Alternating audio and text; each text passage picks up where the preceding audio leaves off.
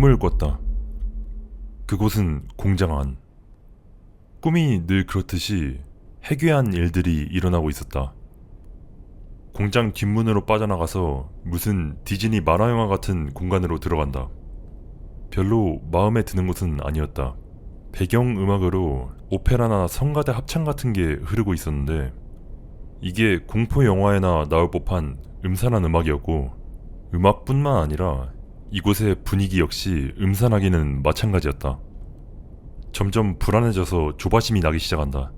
그때 난 그곳에 공중전화 부스가 하나 있는 걸 발견한다. 나는 부스 안으로 들어가 수화기를 집어들고 나 자신에게 전화를 해서 도움을 요청했다. 땀에 젖어 잠에서 깨어난다. 어차피 일어나야 할 시간이었기에 나는 일어나서 아래층으로 향했다. 전화 자동응답기에 음성 메시지가 와 있는 게 보인다. 나는 메시지를 재생한다. 꿈에서 나왔던 것과 똑같은 배경음악을 뒤로 누군가 무어라 말을 하고 있지만 정확히 알아들을 수가 없었다. 메시지가 수신된 시각은 정확히 내가 일어나기 직전.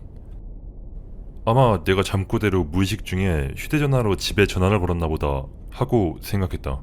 하지만 그렇다면 음성 메시지에 목소리 뒤로 깔렸던 그 음산한 배경음악이 설명이 되지 않는다. 거기에 더해 내 핸드폰은 밤새 1층에서 충전 중이었다는 게 기억났다. 링크 첨부했어. 그 음성 메시지야.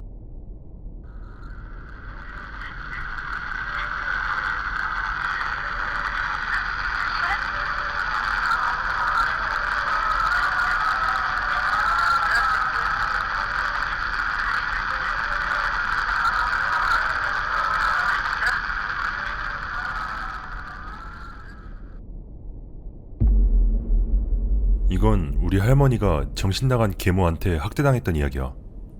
우리 할머니는 145cm 정도의 작은 체구를 가졌어. 내가 아는 사람 중에 제일 착한 사람이고 사려 깊은 동시에 굉장히 겸손하기까지 하시지. 엄마가 말하길 그렇게 된 이유는 할머니의 사악한 새엄마 때문이라고 했어. 엄마는 그 사람을 악인으로 묘사했어. 엄마 역시 그 사람 곁에서 자랐었기 때문에 어느 정도 알고 있었지. 난 어느 날 할머니에게 이 일에 대해서 물어봤고, 할머니는 나에게 할머니의 새엄마는 할머니를 학대했었다고 이야기했어. 증조 할아버지는 일 때문에 출장이 잦았고 나갔다 하면 주 다니는 기본이었다고 해. 증조 할아버지가 출장으로 나가면 그때부터 지옥의 시작이었지. 할머니가 아직 어린애였을 때 새엄마는 할머니에게 자기는 어디엔가에 잘린 머리를 숨겨놨고 그 잘린 머리는 자기한테 비밀들을 말한다면서 만약 할머니가 새엄마한테 만에 하나 거짓말을 한다던가 나쁜 짓을 저지른다면 자기한테 일러 바친다고 얘기했고, 자연스럽게 할머니는 착한 아이로 자랄 수밖에 없었어. 그 잘린 머리가 너무 무서웠기 때문에. 새엄마는 할머니에게 온갖 정신나간 일을 시켰고 할머니는 군말 없이 따라야만 했다고 해. 할머니가 새엄마가 시킨 그 정신나간 일 중에 하나로 예를 들기를, 새엄마는 할머니한테 작은 물통을 하나 주면서 16km는 좋게 떨어져 있는 계곡에 물을 길러오게 시켰다는 거야.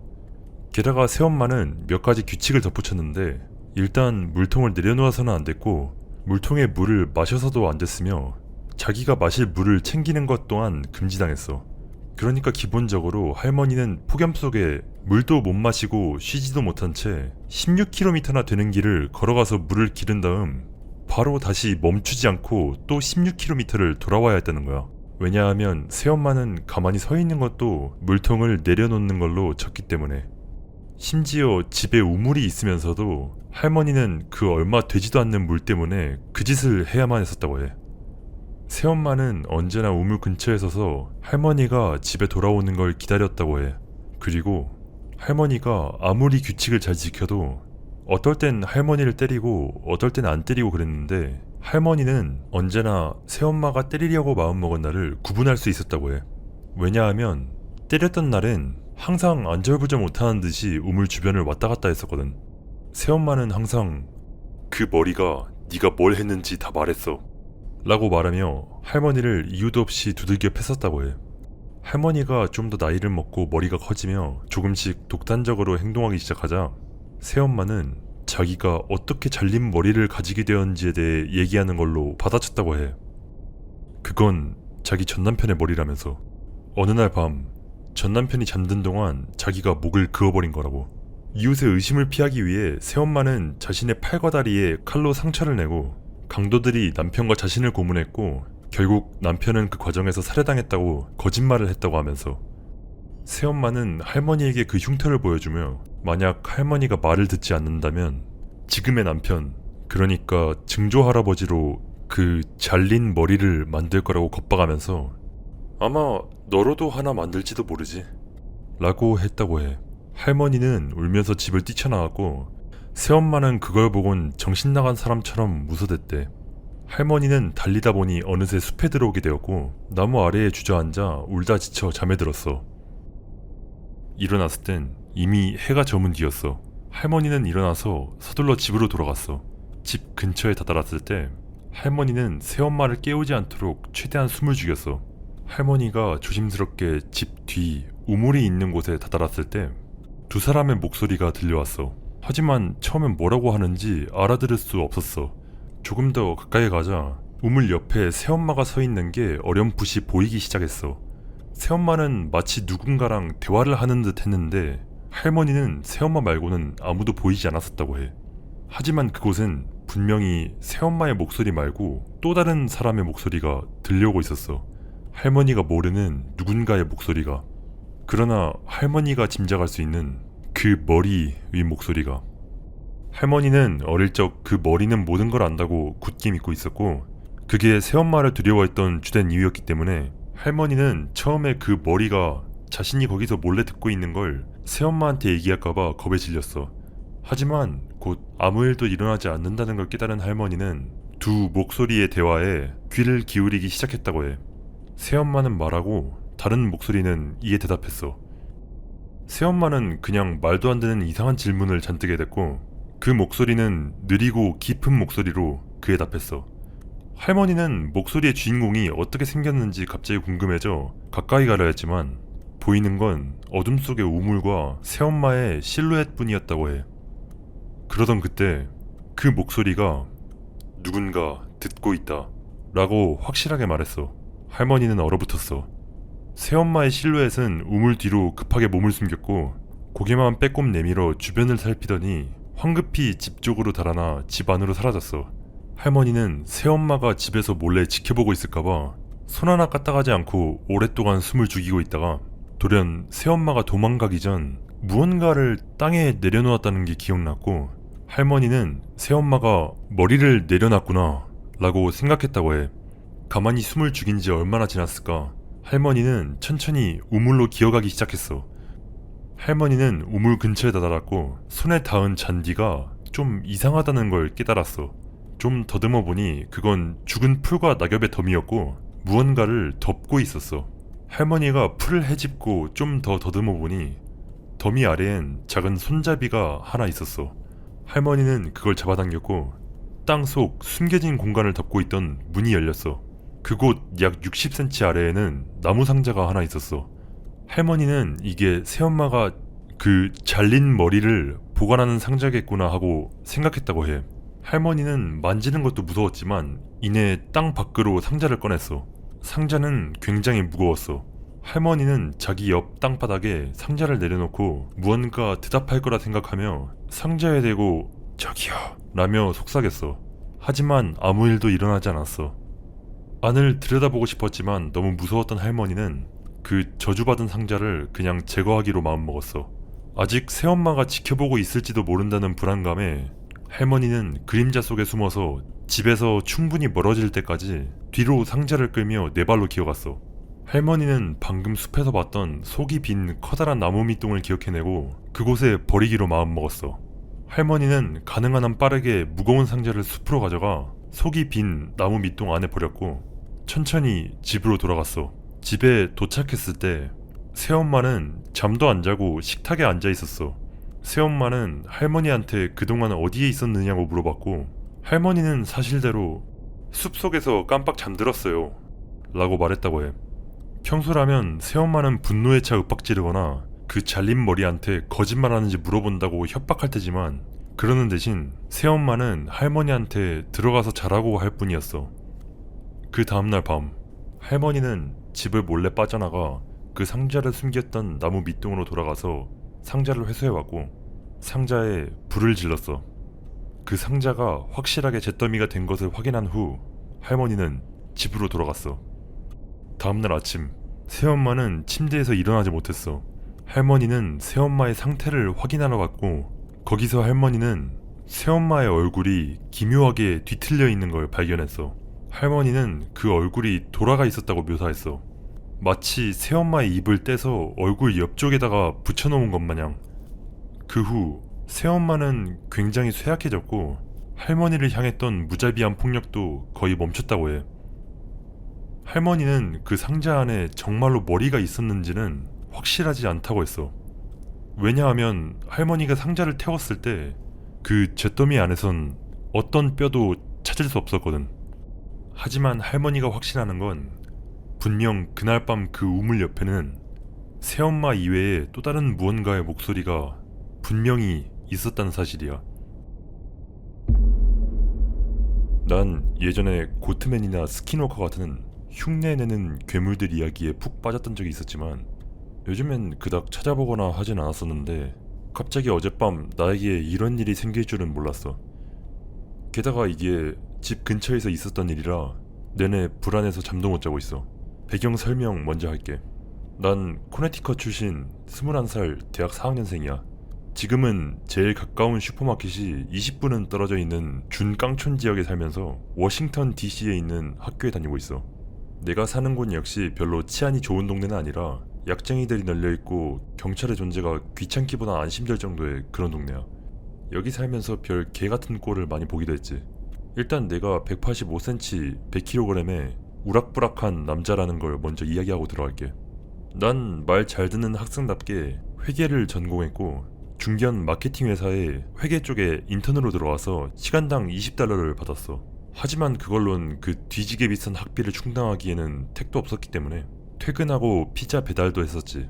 배달 지역이 이상할 정도로 넓은 술 취하면 시켜먹는 그런 싸구려 피자집이었는데 내 집에서 남쪽으로 20분 거리, 해변에서 한 5분 거리 정도에 위치해 있었고 거기선 아마 내 집 넘어 15분 정도의 거리까지 배달을 했을 거야. 그러니까 기본적으로 피자 가게에서 북쪽으로 멀어지면 멀어질수록 점점 더 깡촌인 거지. 난 마감 때까지 일을 했고 이건 밤 9시 45분에 있었던 일이야. 어제 저녁 나는 피자 가게 안쪽에서 말 잘 듣는 회사의 개마냥 얌전히 피자 박스를 접고 있었다. 카운터의 여자애가 뒤로 와서 배달 영수증을 건네면서 주문 전화 너머의 손님 목소리가 약간 이상했다며 마치 입을 손으로 틀어막고 말을 했거나 선풍기 뒤에서 말하는 것 같았고 무슨 가래 끓는 듯한 소리가 들렸다고 했다. 내 지금까지의 워싱턴 DC 경험이 이건 100% 뽕쟁이다 라고 말하고 있었지만 이 주변이라면 그것보단 진통제나 항우울제 중독자가 좀 더 그럴듯했다. 자동적으로 난 이것도 지랄 맞은 배달이 되겠구나 하고 예상한다. 주소를 보니 주변에 아무것도 없는 깡촌이었다. 난 멀리 가야 해서 좀 짜증났지만 어쩔 수 없었다. 주문 목록 역시 또 희한했다. 그 사람은 라지 사이즈의 피자에 안초비, 간 소고기, 햄, 소세지, 페퍼로니 그 외 기타 등등의 추가 토핑을 잔뜩 주문했다. 말 그대로 추가 토핑 값만 자그마치 $15였다. 난 카운터 여자애한테 가서 이게 맞는 거냐고 재차 확인했고 걔는 자기가 생각할 땐 맞는 것 같다면서 그 사람이 뭐라고 말하는지 알아듣기 힘들어서 자기 딴엔 최선을 다한 거라고 했다. 그 여자애는 16살인가 밖에 안 먹은 애라서 그냥 그러려니 하고 얘가 꿈이라도 꿨는가 싶어서 주문 내역서에 찍힌 번호로 다시 전화를 걸었다. 신호음이 5번, 10번, 20번, 30번 울렸다. 응답은 없었다. 수화기를 내려놨다가 다시 걸었다. 이번엔 곧바로 지금 거신 번호는 음성 사서함이 개설되어 있지 않습니다. 안녕히 계십시오. 하고 끊어졌다. 어쩔 수 없지 뭐. 매니저는 일단 주문 받은 대로 만들어서 배달을 해보고 거기서부터 어떻게든 해보자고 했다. 나는 그동안 다른 주문을 배달하러 나갔다. 우스꽝스러울 정도로 비만인 만취 커플이 들어와서 한잔 하고 가라는 걸 거절하고 돌아오면서 누군가 다른 사람이 그 괴상한 피자를 배달하러 가져왔기를 바라봤지만 정말 놀랍게도 아무도 안 가져갔고 자연스럽게 그건 내 몫이 되었다. 울며 겨자 먹기로 피자를 가지고 내 차에 올라타 핸드폰에 배달 주소를 입력했고 그곳은 지역 사람들이 아이러니하게도 탁 트인 곳이라고 부르는 500에이커의 빽빽한 숲으로 이루어진 공원에 인접해 있는 샛길이었다. 대략 25분쯤 떨어져 있는 사실상 우리 가게의 최대 배달 거리의 경계 부분이었지. 난 덥스텝을 틀고 내 터보 스바루를 몰아 도로로 나간다. 만약 네가 시골 출신이 아니라면 잘 모르겠지만 겨울의 숲은 무서운 곳이다. 정말 무서울 정도로 조용하거든. 단 하나의 소리도 나는 법이 없어. 절대로. 적어도 그곳에 고양이보다 큰 무언가라도 걸어다니지 않는 이상은 말이다. 너랑 쥐 죽은 듯한 고요. 단지 그것뿐이다. 마침내 주소에 도착했다. 오는 길에 드문드문 집들이 보였지만 한 집당 거의 5에이커의 땅을 가지고 있었으니 서로 거리가 꽤 떨어져 있었지. 난 1134번지를 찾고 있다. 1130번지를 지나쳤고 한참 동안 아무것도 없는 빈 도로를 달려 그 다음 나타난 곳은 1144번지였다. 난 그냥 약쟁이한테 얼른 피자 던져주고 후딱 끝내버리고 싶은데 다시 전화를 건다. 이번엔 상대가 신호음 2번 만에 전화를 받았지만 수화기 너머에선 목소리 대신 붕붕거리는 소리라고 해야 하나 뭔가 울리는 소리가 들려올 뿐이다. 핸드폰은 차 스테레오에 연결되어 있었는데 그 울리는 소리가 계속 점점 커져서 차 스피커가 망가질까봐 걱정이 된 난 그냥 전화를 끊어버린다. 차를 좀 오래 세워놨더니 창문에 김이 좀 서렸길래 나는 차 창문을 내리기로 했고 창문을 내리자마자 나는 밖에서 풍겨오는 쓰레기 썩는 냄새에 압도당한다. 견디기 힘들 정도로 역겨웠기 때문에 난 차를 일단에 넣고 다음 집으로 향한다. 집으로 향하는 드라이브웨이 끝에 전등이 달린 기둥이 하나 있다. 나는 일단 그 집으로 가서 피자 주문했냐고 물어보려고 했다. 약에 취해서 번지수를 잘못 알려줬을 수도 있었으니까. 그 집 입구에서 약 30m쯤 떨어진 곳에 다다랐을 때 전등 불빛 아래로 누군가 나오는 게 보였다. 아, 그 약쟁이가 피자 받으러 나왔구나. 잘 됐네. 약에 취해서 비틀거릴 줄 알았는데 생각보다 멀쩡해 보인다. 그 사람에게서 3m 정도 떨어진 곳에 차를 세운다. 나보다 자그마치 10cm는 커 보였는데도 불구하고 자기 몸집의 3배는 넘어 보이는 검은 코트를 입고 있다. 눈도 마주치지 않고 차에서 피자랑 영수증이랑 거스름돈을 꺼내며 나는 말한다. 아유, 손님 오래 기다리셨죠? 계속 전화해서 죄송해요. 길이 워낙 멀어야 말이죠. 답이 없다. 그제서야 나는 손님의 수상한 행동 거지에 좀 더 주의했어야 했다는 생각이 들기 시작한다. 쓰레기 버리는 날이 아니었다는 걸 나도 잘 알고 있는데 도대체 이 냄새는 저자들 생각을 하지 않는다. 난 피자를 꺼내서 차 지붕 위에 얹었고 그 사람은 내 차 반대편 전등 불빛 아래에 서 있다. 그러니까 난 차에서 내려서 운전석 쪽 뒷문을 열고 피자를 꺼내서 운전석 쪽 뒷자리 지붕에 피자를 얹어 놓았고 그 사람은 조수석 쪽 뒷문에서 약 3m쯤 떨어진 곳에 서 있었단 거지. 그제서야 난 그 사람을 제대로 바라본다. 거대한 키, 신발은 신지 않고 사방으로 얼룩진 찢어진 청바지를 입고 있다. 아까 말했듯이 큰 자켓을 걸치고 있다. 그리고 난 얼굴을 쳐다본다. 푹 꺼진 눈두덩이, 불빛 아래에서도 눈이 제대로 보이지 않을 지경이었다. 그 사람이 한마디도 없이 꼼짝 않고 서 있는 게 굉장히 수상쩍어 보이기 시작했기에 나는 하던 일을 멈추고 가만히 그 사람을 바라보기 시작한다. 그는 그 소름 끼치는 눈으로 나를 뚫어져라 쳐다보고 있다. 그의 머리는 약간씩 좌우로 흔들거리고 있는데 그 움직임이 전혀 매끄럽지 못했다. 마치 반쯤까진 수월하게 닫히다 중간에 다시 한 번 더 힘을 줘야 닫히는 자동차 문처럼. 불규칙적으로 움직이는 그의 머리를 아마 한 10초 정도 바라봤을까. 스멀스멀 올라오는 끔찍한 냄새, 그 머리 움직임, 소름 끼치는 눈에 더해 그 사람이 한마디도 하지 않는다는 것에 난 점점 불안감을 느낀다. 나는 꼼짝하지 않고 서 있었고 그 사람도 그랬다. 난 그 사람에게 눈을 떼지 않고 핸드폰을 꺼내 핸드폰 화면과 그 사람을 같이 볼 수 있도록 차 지붕 높이까지 들어올린다. 최근 통화 목록에 들어가 그 주문자의 번호로 전화를 건다. 신호음이 들리기 시작했지만 벨소리는 어디에서도 들리지 않았다.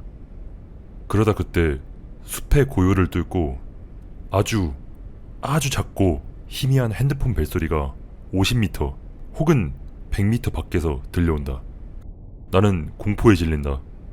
그 사람은 그냥 가만히 서서 아까처럼 이리저리 머리나 움직일 뿐이었지만 맹세코 나는 그놈이 웃고 있는 걸 보았다.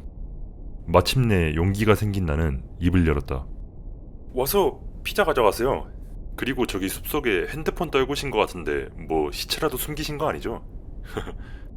긴장된 웃음을 흘리며 아직도 나는 이 사람이 처방약을 병째로 삼켰거나 어디서 환각제 같은 거라도 주워 먹었나 보다 생각했다. 난 그의 입이 열리는 걸 보았다. 머리는 아직도 흔들거리고 있었고 한 발자국도 움직이지 않은 채 그는 낮고 짧은 앓는 소리를 내었다. 그리곤 높은 소리를, 그 다음엔 다시 낮은 소리를. 그새 누군가 목구멍을 청소라도 한 것 마냥 부드러운 소리로 바뀌었다. 난 이쯤에서 뒷문을 닫고 만약에 무슨 일이라도 생기면 바로 운전석에 올라탈 수 있도록 준비를 했다. 내가 다시 그 번호로 전화를 걸려는 순간 알아들을 수 있는 단어가 들려온다. 전환내게 아니야. 그와 전환내게 사이가 길어도 너무 길었다. 전환내게는 마치 한 단어처럼 들렸고 아니야는 다른 단어들보다 한 옥타브 높게 들렸다. 내 머릿속에 데프콘 1단계가 발령되고 난 거의 공황 상태에 빠져들기 시작한다. 무릎이 풀리고 기절하기 일보 직전. 난 지붕 위의 피자를 내 반대 방향으로 밀며 마침내 입을 연다. 손님, 씨발 도대체 왜 이러는 거예요? 저 수중에 $20밖에 없고 권총도 있어요. 저 돌아갈 수 있게 그냥 와서 좀 받아가세요. 내가 이 말을 하자마자 그놈의 머리가 멈췄다. 그의 눈빛은 어두웠고 나를 뚫어져라 쳐다보고 있었다. 그의 입이 다시 열린다. 그건 저 놈 거였어. 네? 내가 얼어붙은 채로 말했다. 그건 저 놈, 그전한 저 놈 거였어. 그 사람이 차로 가까이 다가오기 시작한다. 한 걸음씩 내딛는 게 아니라 마치 큰 근육 경련이 그를 앞으로 추진시키는 듯한 움직임으로. 그전한 저 놈 거였어. 그가 반복했다. 이쯤에서 난 울기 직전이었다. 그가 경련 점프를 한 번 더 해서 차에 더 가까워진다. 그전한 더 이상 그 놈 게 아니야. 난 어버버하다가 마지막 남자다움을 쥐어짜 소리친다. 여기서 더 가까이 오면 경찰 불러서 네 악쟁이 골통 쪼개버릴 테니까 당장 꺼져 이 미친 새끼야. 나는 이 개새끼가 소름 끼치는 웃음을 짓는 걸 보았다.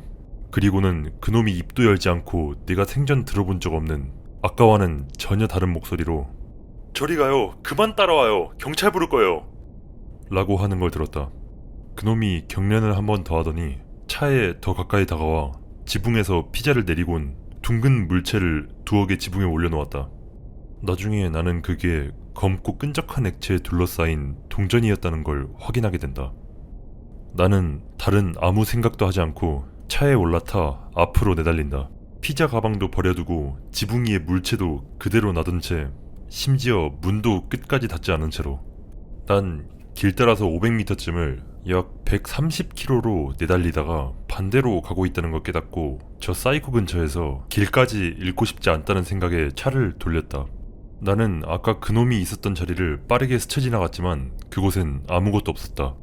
마침내 도로 끝까지 도달했고 주 도로와 이어지는 그곳엔 정지 표지판이 있었기에 나는 차를 멈추고 오른쪽으로 고개를 돌려 차가 오지 않는 걸 확인했어. 이어서 마저 왼쪽을 확인하려고 고개를 돌린 순간 그놈의 얼굴이 내 얼굴 30cm 앞에 있었다. 나는 공포에 질려 도로를 내달렸다. 마침내 피자 가게에 돌아왔다. 몸이 미친 듯이 덜덜 떨린다. 일할 때는 한 번도 피워본 적 없지만 자신을 진정시키기 위해서 대마를 한 대 꺼내서 피운다. 앞문을 열고 가게로 들어간다. 왔어요. 아까 그 탁 트인 곳 집에서 주문이 누락이라면서 다시 오라는데요? 근데 거기선 피자 하나만 시키지 않았었나? 잘 모르겠네. 난 울기 시작했다. 내 거친 운전 때문에 차 안에서 굴러다녔던 핸드폰을 꺼내서 본다. 그 번호로 14건의 부재중 전화가 와 있었다. 음성사서함은 전부 비어 있었다. 마지막 거만 빼고. 하지만 들려오는 거라곤 거친 숨소리와 낮은 앓는 소리뿐이었다. 나는 주변 시선 따위는 안중에 없이 눈물을 줄줄 흘리기 시작했다. 자리에 10분 넘게 앉아서 자신을 좀 진정시켰다. 그놈이 지붕 위에 놓았던 그 동전들이 생각났다. 나는 밖으로 나가 차에 손전등을 비췄다. 내 차 지붕은 피냄새가 나는 끈적거리는 이상한 액체로 뒤덮여 있었고 나는 그걸 확인한 즉시 토하기 시작했다. 나는 차 뒷창문과 트렁크 문 사이의 틈새에 동전들이 끼어있는 걸 발견했다. 동전 역시 지붕 위에 있던 그 피냄새나는 메이플 시럽 마냥 끈적거리는 액체가 잔뜩 묻어 있었고 거기에 살점으로밖에 보이지 않는 작고 부드러운 조각들이 붙어 있었다. 운전석 쪽으로 가 문을 열려다 나는 피가 식는 걸 느꼈다. 그곳에는 한 줄의 핏자국이 왼쪽 앞 팬더에서 시작해서 운전석 문 손잡이까지 이어져 있었다. 그놈은 내가 정지 표지판에 멈춰 있었을 때 이 문을 열려고 시도했던 것이다. 난 더욱 공포에 질려 가게 안으로 돌아갔다. 카운터 여자애한테 다시 그 번호로 전화해보라고 한다. 그 애가 몇 번이고 전화를 했지만 계속 음성 사서함으로 연결되었다. 다음날 아침 건너 마을에 경찰서장을 하고 있는 삼촌에게 번호를 넘겨주었다.